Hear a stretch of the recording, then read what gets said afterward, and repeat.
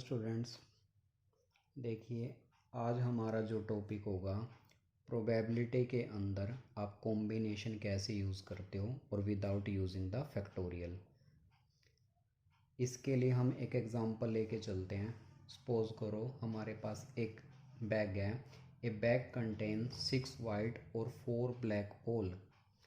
2 balls are drawn at the random, then find the probability. First part में आपको क्या find out करना है, getting the 2 balls of white colour, और second part में आपको बताना है getting the 2 balls of black colour. ठीक है, अब देखिए हम इसको सोल्व करते हैं। सबसे पहले बैग में आपके पास 6 वाइट कलर की बॉल है और 4 ब्लैक कलर की बॉल है, यानी कि टोटल बॉल्स कितनी होगी आपके पास 10। तो सबसे पहले फर्स्ट पार्ट में आपको क्या फाइंड आउट करना है, getting the 2 balls of white colour. अब देखिए कॉम्बिनेशन कैसे यूज़ होता है, जहाँ पे आपको एक साथ एक से ज़्यादा प्रोडक्ट निकालने के लिए आ जाए, जहाँ पे आप रैंडमली एक से ज़्यादा चीज़ें निकालते हो, जैसे 2 balls आप ड्रॉ करते हो तो वहाँ पे कॉम्बिनेशन यूज़ होगा। अब इस क्वेश्चन में कैसे अप्लाई करोगे, 2 balls ऑफ वाइट कलर। अब वाइट कलर की बॉल आपके पास कितनी है 6, तो यानी कि 6 और कितनी फाइंड आउट करनी है आपको 2, तो यानी कि ये प्रोबेबिलिटी क्या होगी 6C2। और total number of possible outcome क्या होगी 6 वाइट और 4 ब्लैक, यानी कि आपके पास ये वैल्यू क्या हो जाएगी 10C2। मेन बात, अब देखिए ये हमारे पास फर्स्ट पार्ट की प्रोबेबिलिटी होगी 6C2 अपॉन 10C2। अब हम इनकी कैलकुलेशन करते हैं विदाउट यूजिंग द फैक्टोरियल। इसके लिए आपको जर्नली ये फॉर्मूले ध्यान रखने पड़ेंगे। बेसिकली NCR, इसका फॉर्मूला होता है हमारे पास NCN-R। NC0 जिसके नीचे ज़ीरो आ जाए, NC0 उसकी वैल्यू आपके पास होती है 1। NC1 जिसके नीचे 1 आ जाए उसकी वैल्यू आपके पास होती है ऊपर वाली, यानी कि N। और अगर सेम सेम आ जाए NC1 उसकी वैल्यू होती है 1। अब देखिए इनको कैसे सोल्व करेंगे। जैसे सपोज करो हमें सोल्व करना है 6C2 को।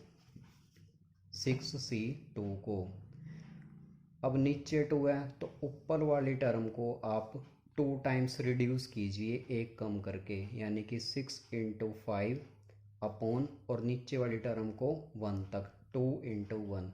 इसको कैंसिल कीजिए, 2 इंटू 2 से 6 कैंसिल आउट हो जाएगा तो आपके पास आ जाएगा 3। तो इसकी राउंड फिगर वैल्यू क्या आ गई 15।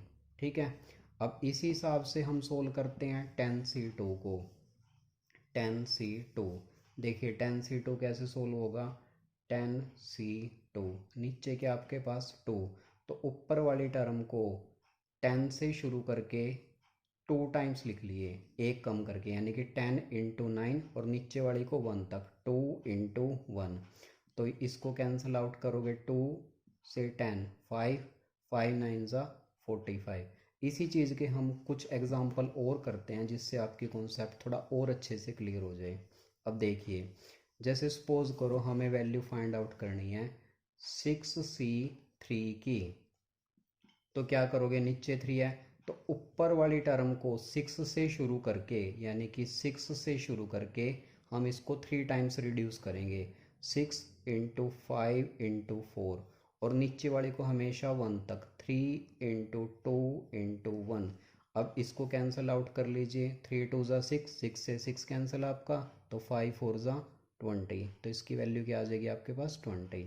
ठीक, इस हिसाब से हम किसी भी चीज़ की वैल्यू निकाल सकते हैं। अब देखिए सपोज करो हमारे पास टर्म आ जाती है 10C8। अब हम ऊपर वाली टर्म को 8 टाइम्स तो लिखने से रहे, क्योंकि वो कैलकुलेशन आपकी थोड़ी लंबी हो जाएगी, तो वहाँ पे फर्स्ट फार्मूला सुटेबल होता है। फर्स्ट फार्मूला क्या हमारे पास, NCR किसके इक्वल होता है, NCN-R, यानी कि 10C8। इसको हम कैसे लिख सकते हैं, 10CN-R, यानी कि 10-8। तो यहाँ पे आपके पास क्या बचेगा 10C2। अब हम 10C2 को ईजिली सोल्व कर सकते हैं, कैसे, वही स्टेप, 10 को हम 2 टाइम्स रिड्यूस करेंगे, 10 इंटू 9 अपॉन 2 इंटू 1। अब इसकी कैलकुलेशन कर लीजिए, 2 से 10 कैंसिल हो गया आपके पास 5 5 9 ज़ा 45। ठीक है स्टूडेंट्स, देखिए अब हम इसके आपको 2-3 एग्जांपल और क्लियर करते हैं जिससे आपको क्वेश्चन विदाउट फैक्टोरियल सोल्व करना आ जाए। तो ये चीज़ तो आप ध्यान रखिए, जिसके नीचे 1 आएगा, जैसे सपोज करो 6C0, तो वो वैल्यू होती है 1, NC0 is equal to 1। 6C1 जिसके नीचे 1 आएगा, NC1 is equal to n, NC1 is equal to n, then 6C1 is equal to 6।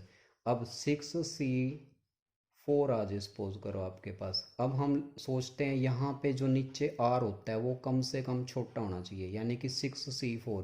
First फॉर्मूले के अकॉर्डिंग हम इसको क्या लिख सकते हैं, 6C2, यानी कि 6 एज इट इज़, 6 - 4 उसका डिफरेंस यहाँ पे 2, और 6C2 को हमने सोल्व करना बता ही दिया।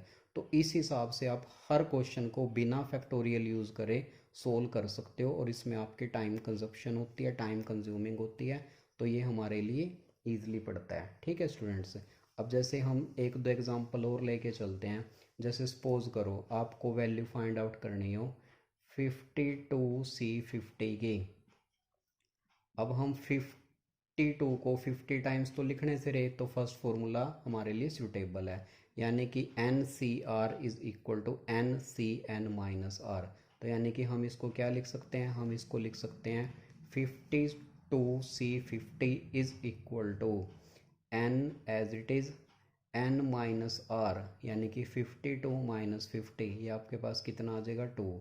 अब 52C2 को सोल्व करना है, यानी कि नीचे 2 है तो 52 को हम 52 से शुरू करके एक रेड्यूस करेंगे, यानी कि 52 × 51, और नीचे वाली टर्म को 2 × 1, इसको कैंसिल कर लीजिए यहाँ से 26, और 51 की 26 से जो प्रोडक्ट करके आएगा वो आपके पास इसकी मल्टीप्लिकेशन हो जाएगी। ठीक है स्टूडेंट्स, तो लगता है आपको ये टॉपिक क्लियर हो गया होगा। तो इस वे से आप हर क्वेश्चन को ईजिली सोल्व कर सकते हो। Okay students, take care.